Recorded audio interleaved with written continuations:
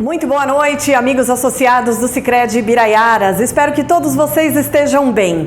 Eu sou a Desirê Brant, meteorologista da Notus, e é com enorme satisfação que nesta noite, aqui em Uberaba, nós da Notus, junto com o Sicredi, iremos entregar a vocês um material muito especial, com um conteúdo bem completo e criterioso sobre as expectativas climáticas para a safra de verão 23 e 24. E eu espero que todas estas informações possam ajudá-los nas melhores tomadas de decisões. Acompanhem!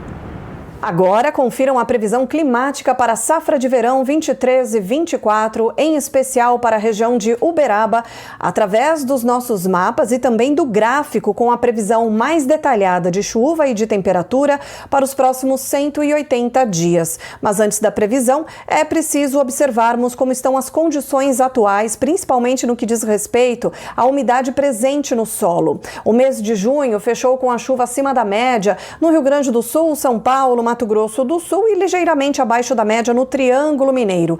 A umidade do solo tem excelentes índices na região sul do Brasil. Agora, entre o norte de São Paulo e o Triângulo Mineiro, o solo está bastante seco e vai secar ainda mais nesses próximos dias, porque não tem previsão de chuva. Bom, e antes de falarmos da previsão para os próximos meses, em especial para a região de Uberaba, é claro que temos que destacar o nosso protagonista da safra de verão, o El Niño, que segundo o NOAA está vigente e de acordo com o nosso mapa de anomalia da temperatura da superfície do mar, aqui do lado esquerdo da nossa tela, claramente observamos o Oceano Pacífico mais quente aqui ao longo da linha do Equador, no Pacífico Equatorial. Temos uma anomalia de 1 grau na porção mais central da linha do Equador e perto de 3 graus positivos nas áreas mais próximas à América do Sul. Além disso, aqui do lado direito nós temos uma espécie de aquário, onde a gente consegue observar as águas em profundidade e identificamos algumas parcelas de água mais quente que vão emergir ainda nestas próximas semanas, mantendo o Pacífico mais quente na linha do Equador e em superfície. Bom, e de acordo ainda com o NOAA, a previsão probabilística aponta para uma probabilidade em torno ou acima de 90% da manutenção desse El Niño até o nosso verão, pelo menos. E ainda, de acordo com o NOAA, a expectativa é de um El Niño fraco a moderado. A probabilidade para um El Niño mais forte ainda é menor. Bom, agora vamos ao que interessa, que é a previsão de chuva, começando pela chuva das próximas semanas. Nos próximos dias vai voltar a chover forte no Rio Grande do Sul, especialmente a partir da sexta-feira. Agora o centro do país segue com tempo firme, o que é comum para a época do ano e, claro, acaba favorecendo os trabalhos de campo, como maturação e colheita, por exemplo, do milho segunda safra, também os trabalhos de campo nas regiões de cana-de-açúcar e café em Minas Gerais. Do período de 12 a 18 de julho, a chuva aumenta ainda mais no sul do Brasil. Ela ganha intensidade e se espalha, inclusive deve ficar acima da média no sul do país. Agora, em Minas Gerais, a nebulosidade até aumenta, mas a chance de chuva ainda é muito pequena. De 19 a 25 de julho, chuva no sul do Brasil, tempo firme no centro do país, normal para a época do ano, inclusive no Triângulo Mineiro.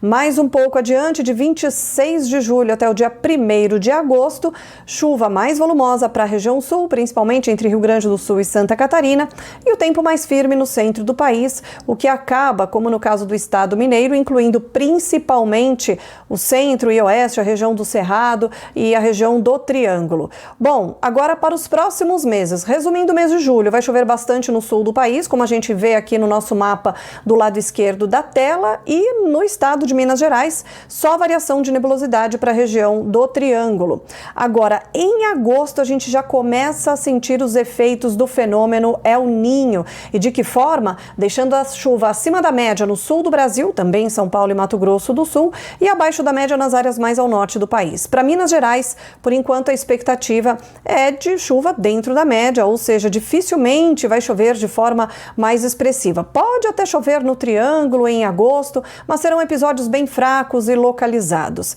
Em setembro, mais uma vez, sentiremos os efeitos do fenômeno El Niño, com chuva acima da média no sul e abaixo da média nas áreas mais ao norte do Brasil. Isso de acordo com o nosso mapa aqui na região central da nossa tela, o mapa de anomalia. Do lado esquerdo, a gente tem a previsão mesmo de chuva.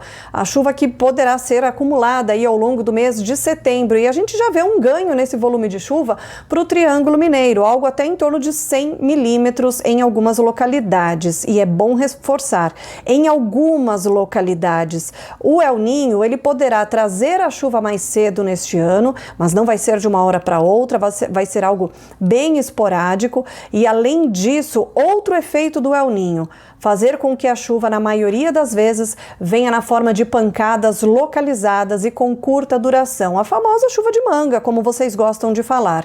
É uma chuva que, normalmente, ela vem de forma mal distribuída, tanto ao longo do período, como também espacialmente. Ou seja, em um dia pode chover em um canto da fazenda e em outro não, e vice-versa. E em relação à linha do tempo também, pode chover num dia e ficar um período um pouco mais prolongado sem chuva nesta região. Outubro também sob o efeito do fenômeno El Niño, com chuva acima da média no sul do Brasil e abaixo da média nas áreas mais ao norte, como a gente vê no mapa de anomalia no centro da nossa tela. Mas olha aqui do lado esquerdo, a gente tem um bom volume de chuva previsto para o Triângulo Mineiro, até acima de 100 milímetros, e o modelo, a previsão de anomalia de chuva até sugere uma chuva ligeiramente acima da média para esta região. Bom, em novembro também, efeito do El Niño claramente, com chuva acima da média no sul, abaixo da média nas áreas mais ao norte, e desta vez boa parte de Minas Gerais também com chuva que não alcança a média histórica, mas não deixa de chover.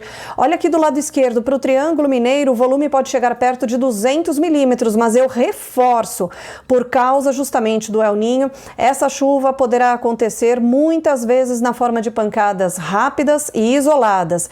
E dezembro fecha o ano também sob os efeitos do fenômeno El Niño. Vai chover, inclusive tem previsão para grandes acumulados, de acordo com o nosso mapa aqui do lado esquerdo. No entanto, essa chuva não atinge a média histórica. De qualquer forma, a expectativa é de bons acumulados, mas eu reforço, na maioria das vezes, chuva na forma de pancadas rápidas e localizadas. Agora vamos falar um pouquinho de temperatura, a tendência de frio para essas próximas semanas, e justamente por causa do El Niño, o inverno deste ano vai ser mais ameno, principalmente se a gente comparar com o ano passado, quando a gente teve geada no sul do Brasil ainda em novembro. Neste ano teremos sim alguns episódios de geada, mas principalmente na região sul do Brasil, e fica bem restrita mesmo, na maioria das vezes, para o Rio Grande do Sul.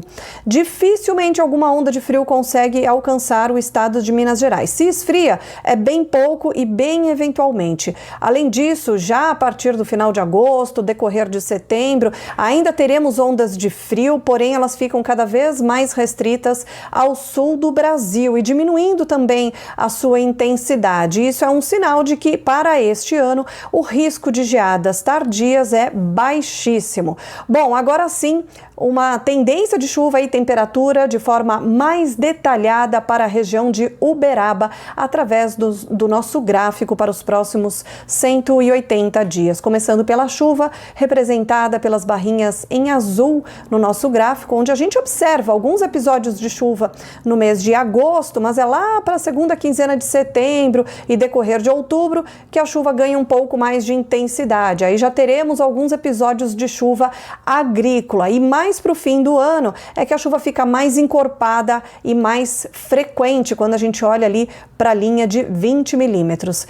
Em relação à temperatura, é muito bom a gente observar o comportamento da temperatura representada aqui pela linha em amarelo no nosso gráfico, porque vejam que antes da chuva mais significativa, a temperatura ainda sobe com muita facilidade, principalmente entre agosto e setembro. Depois disso, a gente tem uma nova onda aí de temperaturas altas nesse período que vai de meados de outubro até o comecinho de novembro. Atenção com esse período. Vejam que a chuva não vem e fica, né? Ela ainda não se consolida a partir de setembro.